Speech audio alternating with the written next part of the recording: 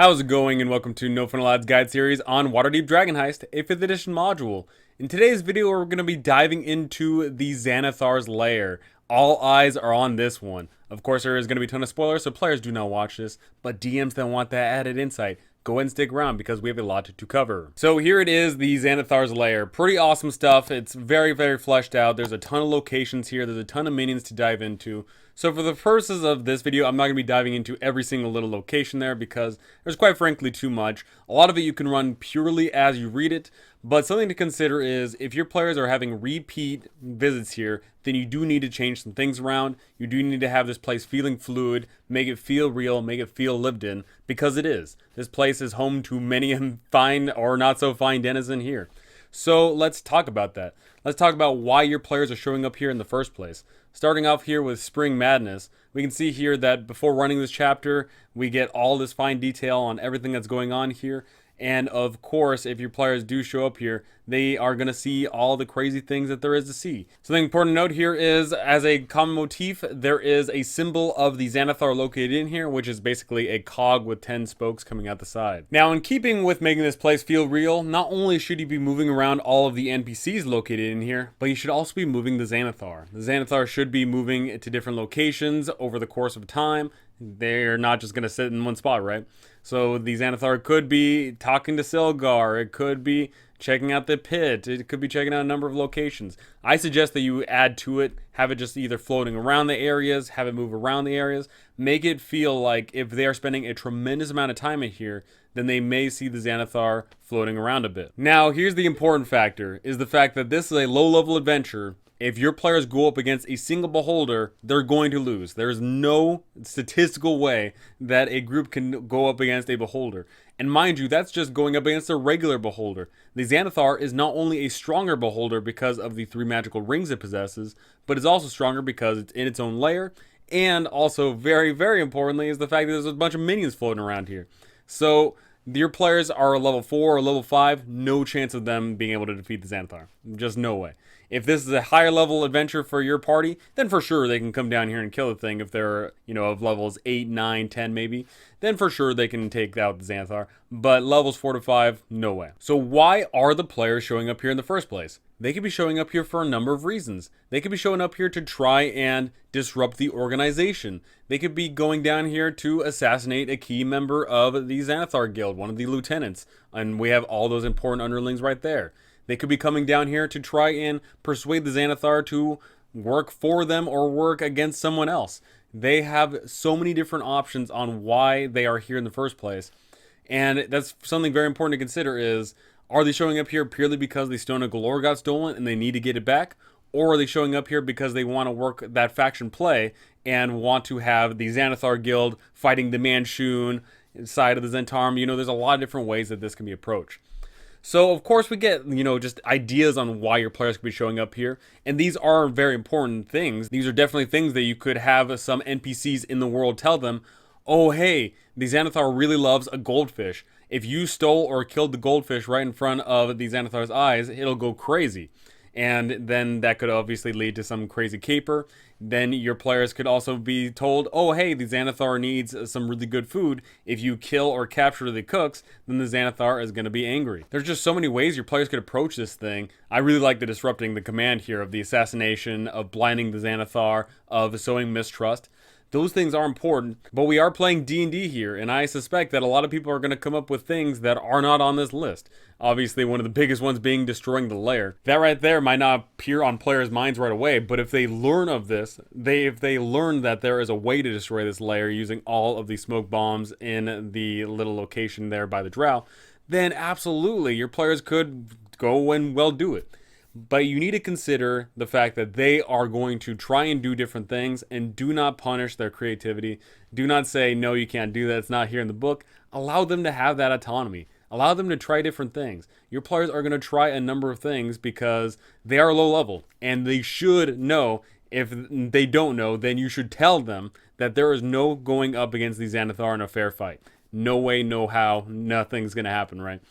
Allow them to come up with their own ways to subvert the Xanathar guild, and I promise you, you're going to get some awesome experiences. Considering we're talking about the Xanathar so much, let's take a look at the character sheet here. The character sheet isn't anything too fancy above other beholders. You know, it just has the classic rays and of course the legendary actions and all that fun jazz. But the important thing to note is the special equipment here. The Xanathar wears a ring of invisibility, which is incredibly strong, a ring of mind shielding, which is very, very good, and a ring of force resistance. So realistically, the Xanathar would be able to take on a higher level adventuring party just by itself, but once again, the Xanathar has a bunch of underlings, and that's honestly where the big trouble comes in. The fact that the Xanathar could be shutting down a magic user on the side, and then firing off 6 different beams during that whole engagement, and then, of course, all of the other flunkies show up to the fray.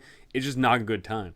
But, of course, this isn't about fighting the Xanathar. I don't suspect most level groups are going to try and fight the Xanathar. And if they do try, I would recommend that some NPC shows up, some dear friend of theirs, and says, hey, there's no way you can do it. I implore you, I don't want you to die.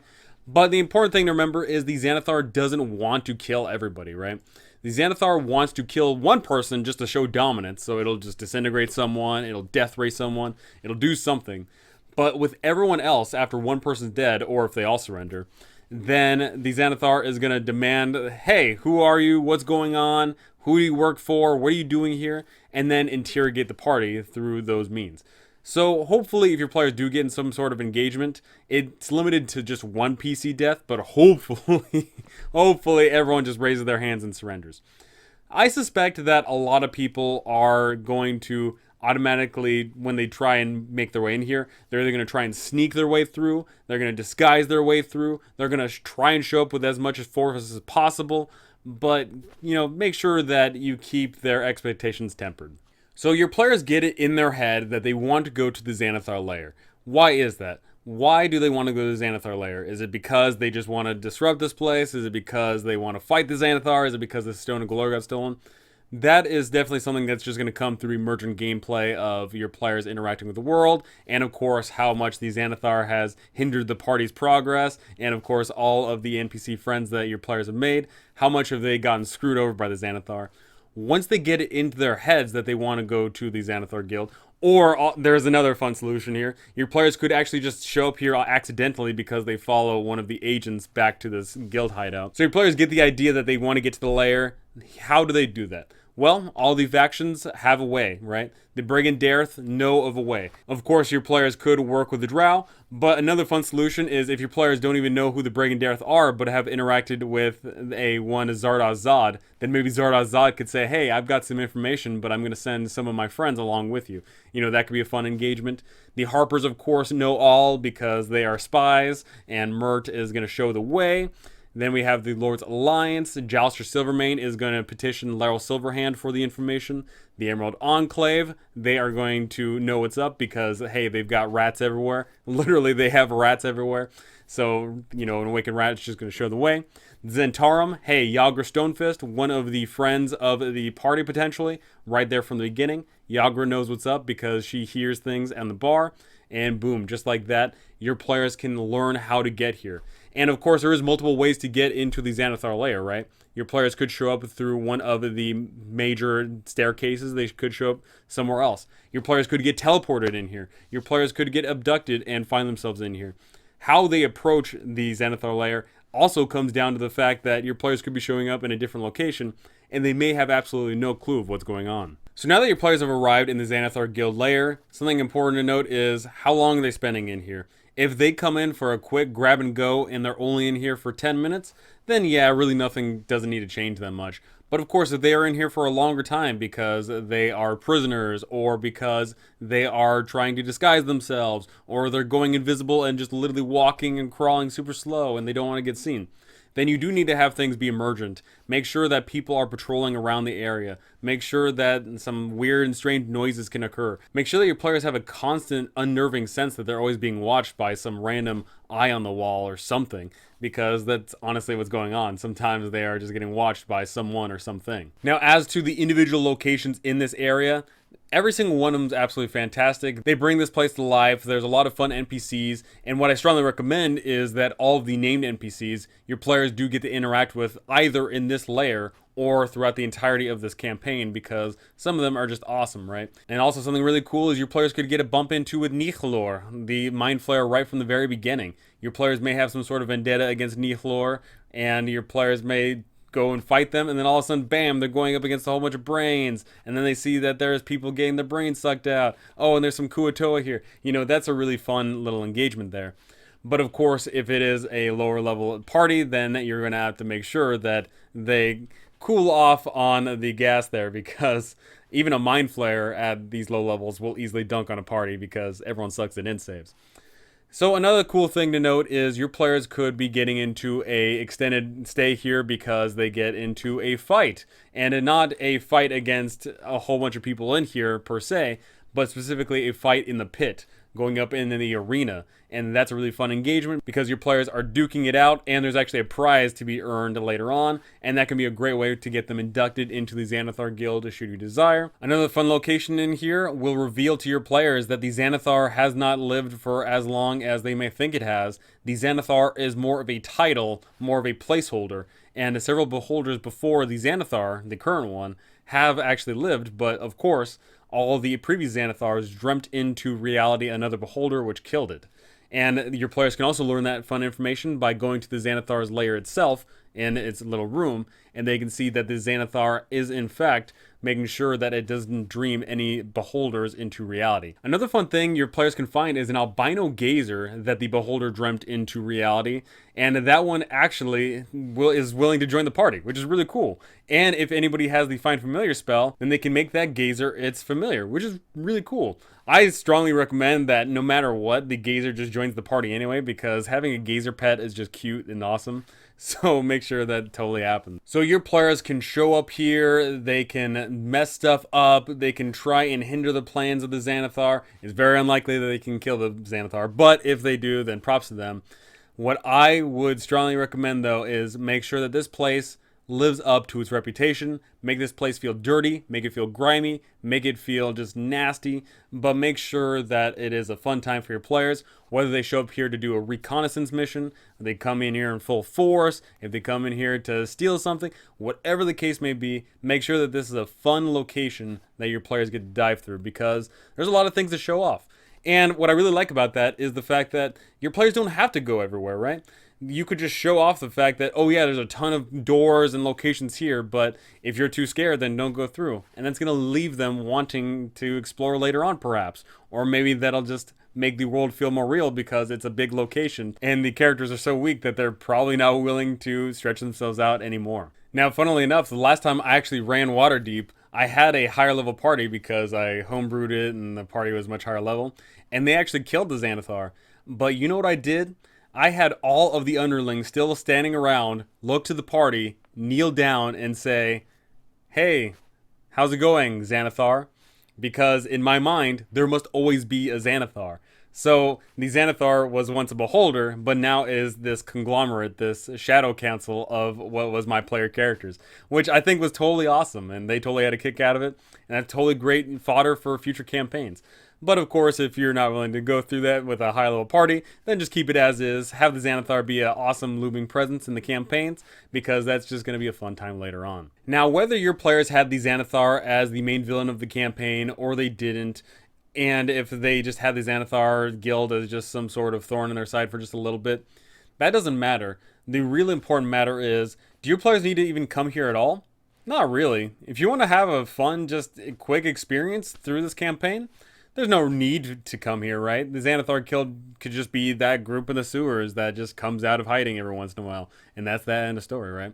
You don't need to have this big elaborate caper for the Stone of Galore. The Stone of Galore could just be easily retrieved by the party and never stolen, or if it is stolen, then it could just be at a simple hideout and you could just reuse the same map in the very first chapter there. There's definitely a lot of things you could do there. If this is a bit overwhelming for some groups, which I know certainly it is, this map is actually ginormous, the combats are way too deadly, you know, there's definitely a lot of things here which aren't going to be perfect for every single group, but that's fine. like I said before, you can totally run a fantabulous experience of adventure without running this specific location. But for the groups that love digging through locations, for the people that love to 100% dungeons, for the people that like to interact with weird, fantabulous, crazy NPCs, then this place is awesome because there is a lot of it. But of course, if your players just show up and are murder hobos, then they're going to learn real quick that low-level play isn't exactly that great for that sort of style of play. I strongly recommend, though, not killing the whole party if you can help it. One thing I strongly recommend is if the party does get into an engagement and totally wiped, then they are simply knocked out and they all wake up and now they are subjected to the mind flayers that are inserting tadpoles into their eyeballs. You know, I certainly think that can be a really fun engagement later on. Now they have to work for the Xanathar Guild or else a bug eats their brain. I think that's a really fun thing you can do there. I've actually done that for several of my campaigns. And also a very fun thing you can do is I strongly recommend your players at some point throughout the entirety of this campaign all of a sudden wake up from wherever they are, from whatever they're doing, whatever venture they are on.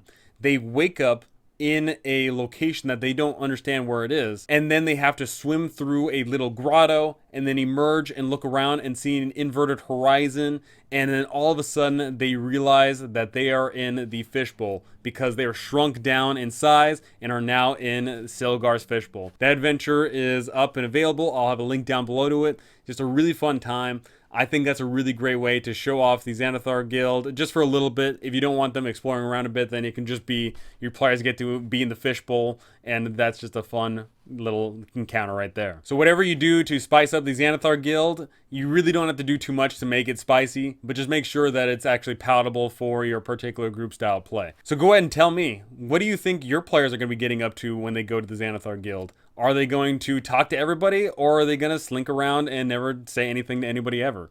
Are your players going to try and be stealthy and invisible? Or are your players going to show up in disguise? Or heck, maybe even your players are going to show up and try and say, hey, we're actually willing to join the Xanathar Guild. Are your players going to be able to pull off a caper in the Xanathar Guild? Or are they totally going to get caught? Go ahead and tell me all those things because I want to know and I would love to hear it. But that's going to do it for me. Thank you for watching. Thanks for listening. And thank you to my amazing patrons. You guys are absolutely incredible. Thank you so very much. And I cannot wait to see you all in the next one.